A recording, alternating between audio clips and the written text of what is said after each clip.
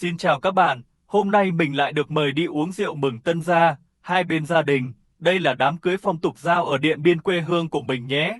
Một chặng đường cũng khá là dài, thôi mình mời các bạn cùng đi với mình, cùng tìm hiểu thêm về lễ cưới cũng như phong tục tập quán của dân tộc Dao.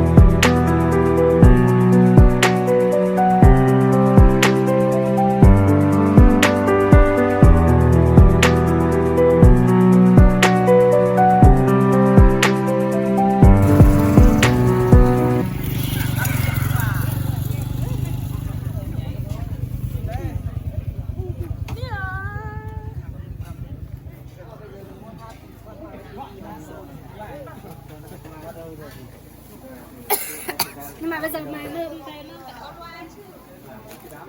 Rồi bây giờ mở loa được rồi đấy. Bây giờ mở được rồi đấy. Chào bạn ơi. Chào bạn nha. Mẹ về đây rồi. Đâu xin được bao đúng không? Nghe luôn cho cầm một cái. Rồi nhỉ, cho hấp đây. Thì xin được bao mồi. Sao còn năm cho là cậu.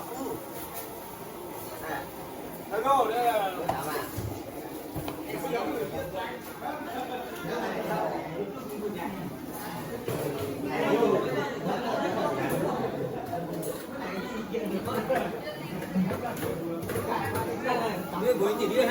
Mẹ phải có bún lo dầu của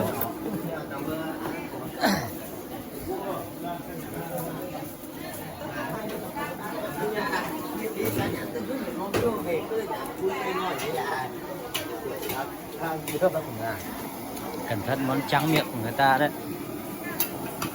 Phải xây ở đây. Đây là cái gì đấy? Nè, cái này sẽ có trên đây. Đây là món thịt dê à? Thịt dê. Dê à? Dê.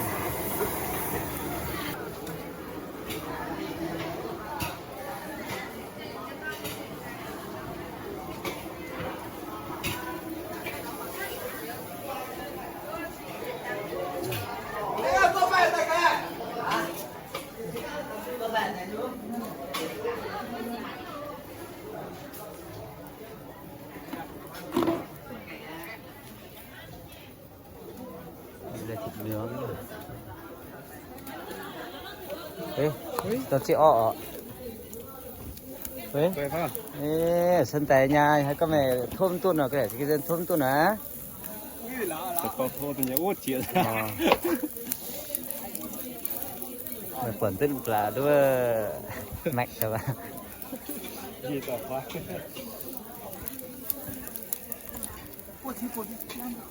À, tí.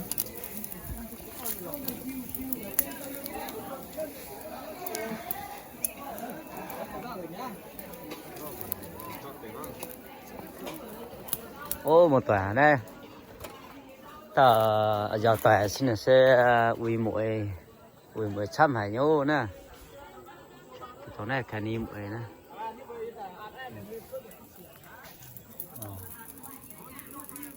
Đây bởi ông với mười mung nè, cái tụ một tòa xì ở những bảy cái tụ mười mung nè. Khá này công nghiệp đi cua cây pia cụ xỉa hiện đưa chậm ô mày thà lụa trở đây phùng thả luộc để pung mấy pung số mày mới nhá ô chứ mày vậy chào tàu xe thả luộc để pung luộc cho phê pung ô y hai mỗi mà tòng như một tòa hát tàu cần thiết thợ nông mới tòng sẽ liên hệ thợ yêu ồ y hạt tàu nữa giờ tòa mẹ phân bố ồ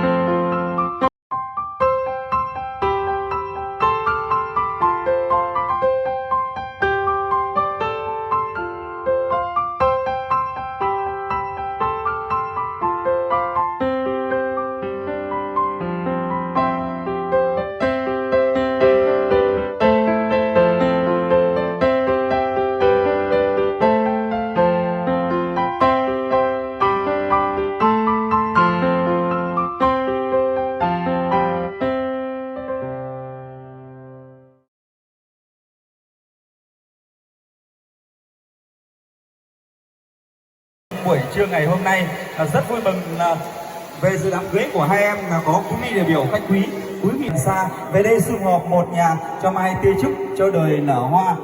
Kính thưa quý vị và các bạn đã không quản ngại những đường xá xa xôi bất chút ý thì anh về với em, mà ngày hôm qua thì vẫn còn áo tím áo xanh, bây giờ anh đã có em là chồng. Vâng, và ngay sau đây xin được đón nhận tình cảm đặc biệt của một vị đại biểu đại diện cho họ nhà gái, cũng sẽ có lời chào, lời chúc sức khỏe cũng như lời cảm ơn chân thành nhất đến với toàn thể quý vị và các bạn trong buổi trưa ngày hôm nay. Xin quý vị và các bạn chúng ta cùng đổ một tràng pháo tay thật lớn để chào đón vị đại biểu đại diện cho quý nhân hai họ, kính thưa quý ông quý bà và toàn thể khách quý. Ngày hôm nay nhân ngày lễ trao dâu ngày 18 tháng 1 năm 2024, lễ vu quy của hai em tôi, đại diện họ nhà gái xin được gửi lời chúc sức khỏe tới các quý khách quý.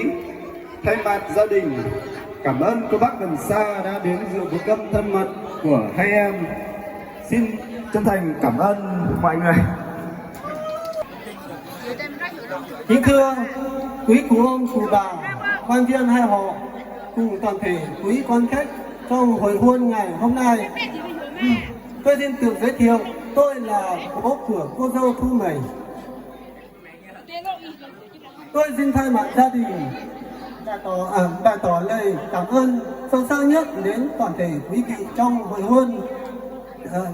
Nhân dịp ngày lành tháng tốt, Ngài lên tên vợ chồng của hai cháu, tôi có đôi lời phát biểu dành cho con gái. Hai cháu đã gặp nhau, tìm hiểu nhau, có quãng thời gian yêu nhau trước khi quyết định đi đến hôn nhân. Và gia đình chúng tôi cũng rất mừng vì có thêm đứa con rể chàng cuối con rể quý dành tình yêu thương cho con gái. Và nhân đây bố cũng xin chúc hai con duyên cầm vững bền, tình nghĩa phu thê, trăm năm hạnh phúc. Và chúng tôi cũng rất hân hạnh được kết tình thân gia thông gia với họ nhà trai. Và sau đây chúng tôi xin cho gửi con gái bên họ nhà trai và cũng mong bên gia đình thông gia yêu thương chỉ bảo để cháu làm tròn bổn phận người vợ hiền, cháu dâu thảo của gia đình nhà họ Trao. Và cuối cùng tôi xin chân thành cảm ơn quý cụ, quý quan khách họ hàng gần xa đã không quản đường xá xa xôi đến chung vui cùng chúng tôi. Và cuối cùng tôi xin chân thành cảm ơn. Chú rể một bên nhà cô dâu sẽ bắt tay nhau. Vâng, từ nay hai nhà dành tặng riêng cho hai con trong ngày cưới. Và ngay sau đây xin mời cô dâu sẽ là có những tình cảm tạ những người sinh thành ra mình. Và trong buổi trưa ngày hôm nay xin mời cô dâu.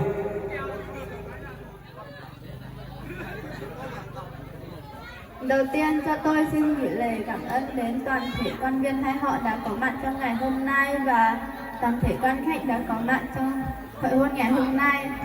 Tôi tên Thu Bảy, là bạn đời của Diêu Xuân, có đôi lời muốn chia sẻ. Sau 3 năm tìm hiểu, hẹn hò và đến với nhau, đã cùng trải qua cung bậc cảm xúc trong tình yêu. Cuối cùng hôm nay chúng tôi cũng có một ngày cưới hạnh phúc và viên mãn. Và xin chân thành cảm ơn tất cả người thân và bạn bè đã luôn bên cạnh, ủng hộ và chia sẻ. Con xin cảm ơn hai bên cha mẹ đã sinh thành nuôi dưỡng chúng con khôn lớn và luôn yêu thương vun đắp cho chúng con. Con xin cảm ơn cha mẹ đã lo lắng, ủng hộ quyết định của con, đã chuẩn bị mọi thứ cho chúng con có một ngày cưới hoàn hảo như hôm nay. Con và Sơn xin gửi sẽ là một chàng rể hiền, con dâu thảo của cha mẹ. Và cho con xin gửi lời cảm ơn đến toàn thể mọi người đã có mặt và hiện diện trong ngày hôm nay. Và hy vọng mọi người có thời gian vui vẻ và thoải mái. Nếu không vội, xin mọi người nán lại với chương trình để cùng chụp ảnh với gia đình. Cuối cùng cho tôi xin gửi lời cảm ơn đến toàn thể mọi người đã có mặt trong hội hôn ngày hôm nay. Tôi xin chân thành cảm ơn ạ.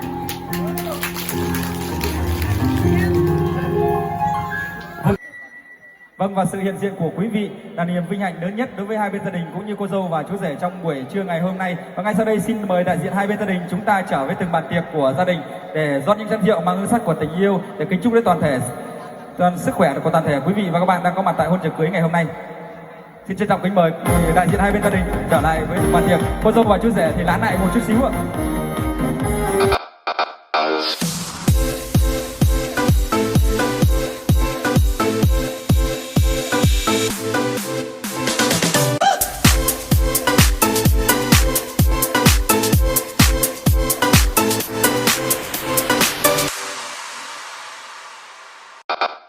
House.